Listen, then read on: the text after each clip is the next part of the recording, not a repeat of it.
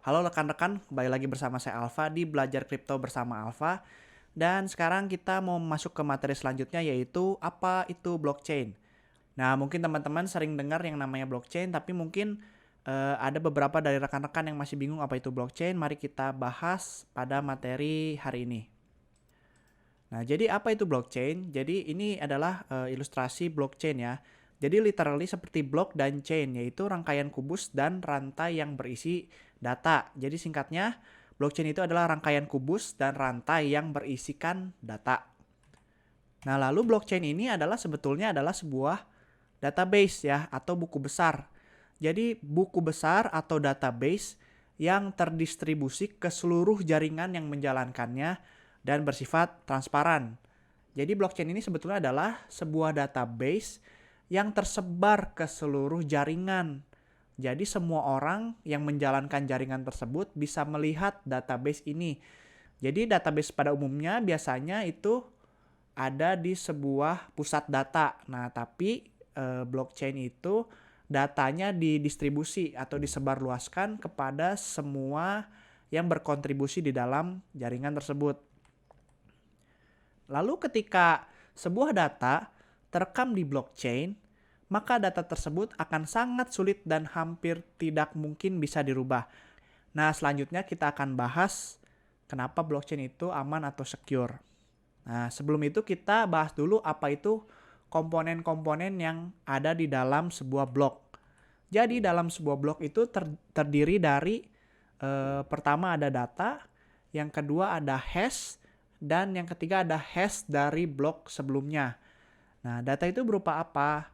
Tergantung blockchainnya apa. Tapi ini adalah contoh, misalnya datanya berupa si A transfer ke si B sebesar sekian. Nah, itu adalah salah satu data yang bisa direkam di sebuah blok.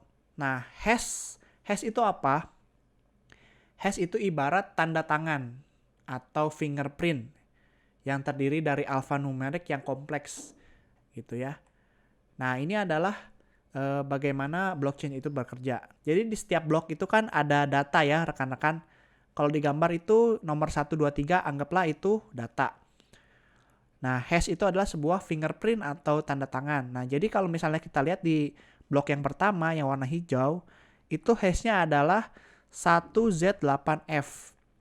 Kalau misalnya ada produksi blok yang kedua, nah itu dia harus ada data hash sebelumnya. Nah, kita bisa lihat ya, itu di yang bulatan warna hijau. Di blok yang kedua itu previous hashnya harus 1Z8F. Baru dia bisa nyambung ke blok yang nomor 1. Nah, lalu di blok nomor 2 itu ada hashnya dia sendiri, yaitu 6BQ1. Nah, untuk menyambungkan ke blok ketiga itu dia kembali harus punya data previous hashnya lagi. Data previous hashnya itu 6BQ1 ya, itu yang dibuletin warna biru. Dan hashnya dia sendiri adalah 3H4Q. Nah, jadi blok itu akan terus tumbuh dan sistemnya seperti itu, jadi saling mengikat ya. Jadi istilahnya itu ketika blok baru diproduksi, maka akan diikat dengan blok sebelumnya dengan cara mencocokkan hash.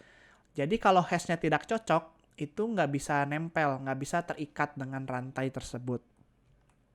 Nah, mengapa blockchain itu aman? Yang pertama itu tadi karena ada hash. Yang kedua itu ada mekanisme proof of work, proof of stake, dan lain-lain. Nah, ini adalah sebuah algoritma dan masing-masing blockchain punya algoritmanya masing-masing. Nah, mungkin ini akan kita bahas di materi selanjutnya karena ini juga cukup mendalam. Lalu ada yang namanya peer-to-peer network atau disingkat dengan P2P untuk menciptakan konsensus.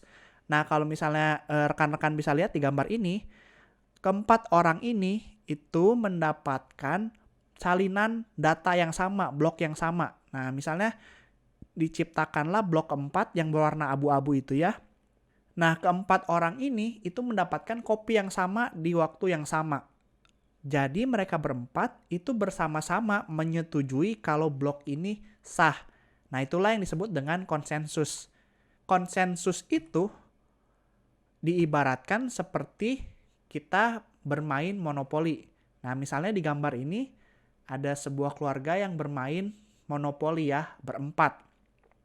Misalnya si bapak nih, bapak ngocok dadu lalu keluar. Nah, lalu dia maju, ternyata dia sampai di hotel milik si ibu. Berarti kan dia harus membayar, misalnya dia harus membayar $10.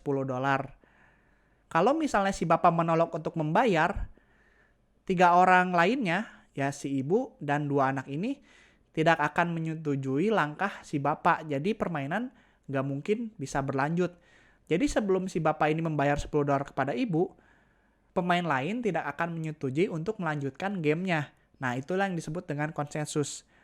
Nah, lalu misalnya setelah itu giliran si anak pertamanya, anak laki-lakinya. Dan ternyata dia melewati garis start. Nah, berarti kan dia mendapatkan sejumlah uang lagi. Nah, ketika dia mengambil uang dari tumpukan uangnya, ketiga orang lainnya itu harus setuju kalau si anak ini boleh mengambil. Karena memang sudah sesuai ketentuan peraturannya, kalau melewati garis start, kita boleh mengambil sejumlah uang. Nah, kalau si anak itu mencoba bermain curang dengan mengambil uang lebih, pasti 3 orang lainnya itu melihat dan tidak akan menyetujui untuk melanjutkan permainan sebelum si anak tadi mengembalikan kelebihan uangnya ke bank. Gitu ya, kurang lebih itu yang disebut dengan konsensus. Jadi, jika semua sudah setuju, maka permainan bisa dilanjutkan. Nah, dalam blockchain, konsensus itu gambar seperti ini ya. Jadi ketika semuanya setuju kalau blok ini sah dan valid, maka blok itu akan ditempelkan ke blok sebelumnya. Konsensus itu dilakukan oleh seluruh node komputer yang tersebar di seluruh dunia. Mungkin ribuan sampai ratusan ribu komputer yang menjalankannya.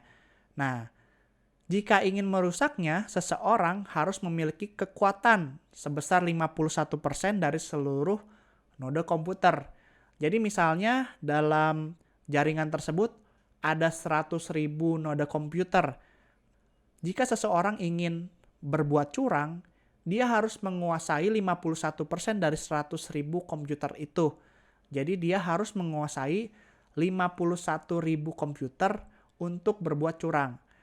Di mana kemungkinannya itu sangat kecil dan hampir tidak mungkin ya. Nah, itulah mengapa blockchain ini sangat aman, karena dibangun dengan kekuatan komunitas yang ada di seluruh dunia. Oke, itu adalah penjelasan singkat mengenai blockchain. Kalau misalnya rekan-rekan ada pertanyaan, silakan ditanyakan di grup Telegram. Sampai jumpa di materi selanjutnya.